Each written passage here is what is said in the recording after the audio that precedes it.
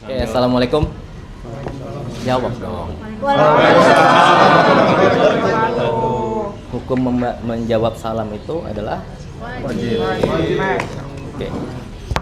Oke, baik teman-teman semua. Jadi saya mau cerita dari hari ini. Jadi hari ini Jumat tadi pagi Bapak Presiden sudah tiba dari kunjungan ke luar negeri dari Amerika Serikat, Inggris, Jordania, kemudian UAE, ya.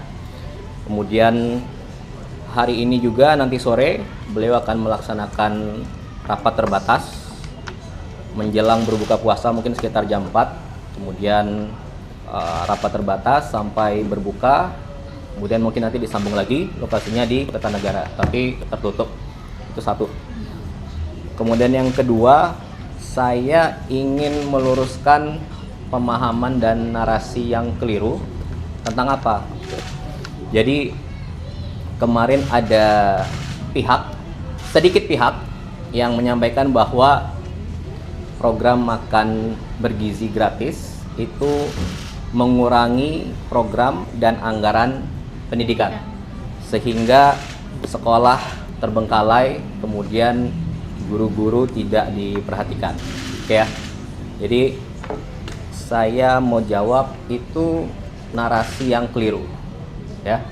Jadi singkat cerita begini.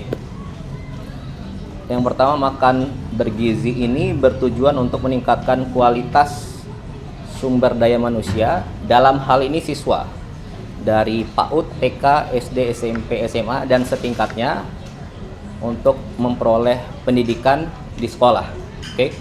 Kemudian anggaran pendidikan ini sudah disepakati bersama oleh DPR, pemerintah, termasuk Badan Anggaran DPR tahun lalu pada September kalau tidak salah untuk digunakan di 2026, termasuk isi dan peruntukan dari anggaran pendidikan ini.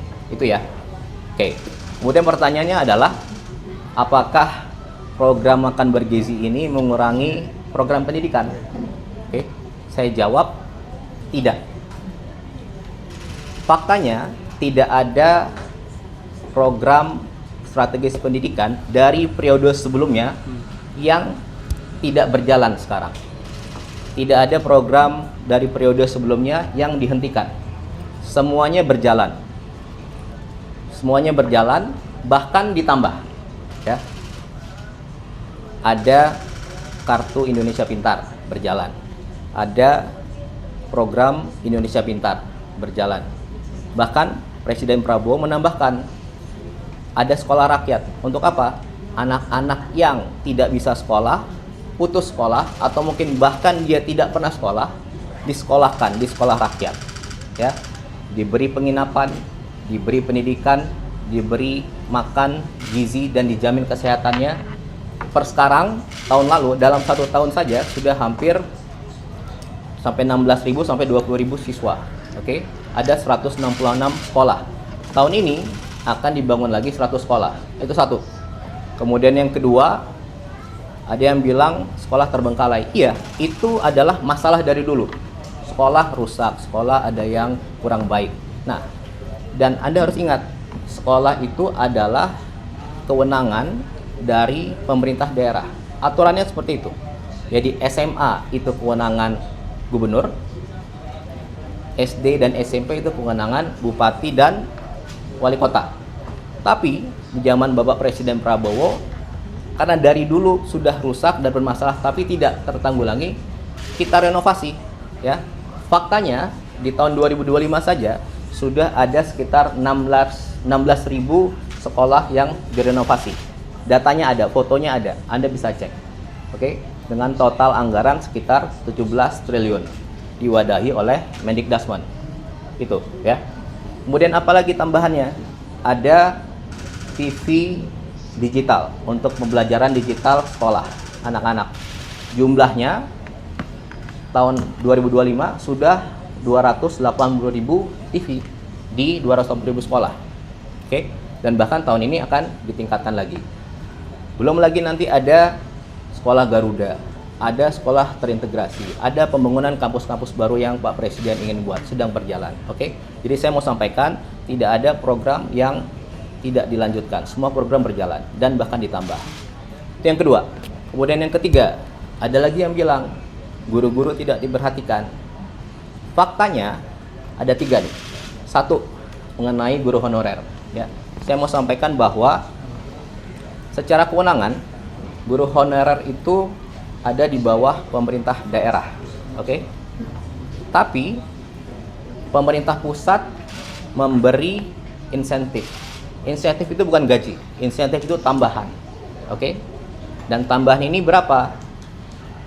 Dari tahun 2005 sampai 2025 ada namanya insentif. Dan baru naik di zaman Presiden Prabowo, oke? Menjadi 400.000. Jadi Anda bayangkan selama 20 tahun insentif itu belum pernah naik, baru naik di tahun lalu menjadi 400.000. Itu 1. Kemudian yang kedua, ada tunjangan guru non ASN, ya. Jumlahnya berapa? Dari 1,5 juta tahun lalu naik menjadi 2 juta. Oke. Kemudian yang ketiga, apalagi kebijakannya? Yang paling dirasakan oleh guru-guru adalah, jadi dulu pemberian tunjangan honor itu melalui transfer ke daerah, pemerintah daerah yang beri, dan itu 3 bulan sekali baru dapat. Nah, tahun lalu Presiden memberi instruksi agar setiap bulan itu langsung diberikan langsung ke gurunya dan sudah berjalan. Oke, tentunya semua tadi diwadahi oleh Kementerian Dikdasmen. Oke, nah itu. Jadi yang mau saya sampaikan di sini, tidak ada program pendidikan yang dikurangi atau tidak berjalan. Seluruhnya berjalan, dilanjutkan, bahkan ditambah. Dan lebih detail, lebih fokus kepada siswanya, sekolahnya, dan juga gurunya. Ya. Jadi saya rasa itu menjawab semua pertanyaan. Itu aja kira-kira yang bisa saya sampaikan. Oke, terima kasih. Mas, kalau boleh tanya, ini kan lagi ramai juga di sosmed mengatakan kalau misalkan setelah ada program MBG ini bahan-bahan kayak cabai bawang itu pada naik melonjak. Nah, terus habis itu ada beberapa yang mengatakan juga UMKM malah jadi turun kayak ikan tapi malah pada itu.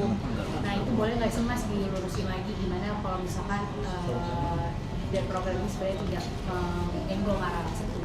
Oke, intinya saya mau jawab. Ini tadi saya bilang, program MBG ini untuk meningkatkan kualitas sumber daya manusia. Oke, kalau yang tadi itu nanti Kepala Badan akan menjelaskan besok detail. Beliau akan memberikan secara detail khusus mengenai apa yang harus dibenahi dan dilaksanakan ke depan. Itu ya kira-kira. Oke, saya mau jawab yang perihal tadi itu.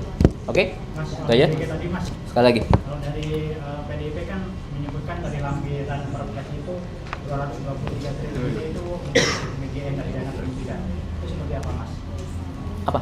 Ya itu tadi saya bilang.